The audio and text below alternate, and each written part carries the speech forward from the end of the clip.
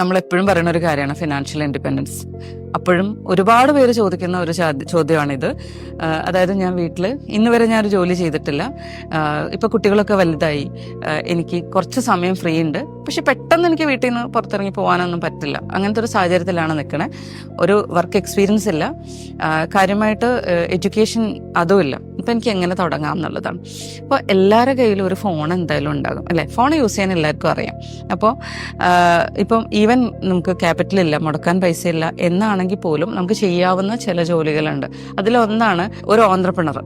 ആ ഓൺട്രപ്രണറിനെ സപ്പോർട്ട് ചെയ്യാനായിട്ട് നമുക്ക് സ്റ്റാർട്ട് ചെയ്യാം. അപ്പം നമുക്ക് അവിടെ പഠിക്കാൻ പറ്റും, നമുക്ക് ചെറിയ രീതിയിൽ ഏൺ ചെയ്ത് എക്സ്പീരിയൻസ് ആവാൻ പറ്റും. സ്കിൽസ് പഠിച്ചെടുക്കേണ്ടതായിട്ട്, കമ്മ്യൂണിക്കേഷൻ ആണെങ്കിലും നെഗോസിയേഷൻ ആണെങ്കിലും ഒക്കെ നമ്മൾ പഠിച്ചെടുക്കേണ്ടതായിട്ടുണ്ടാകും. പക്ഷെ സ്റ്റാർട്ട് ചെയ്യാം.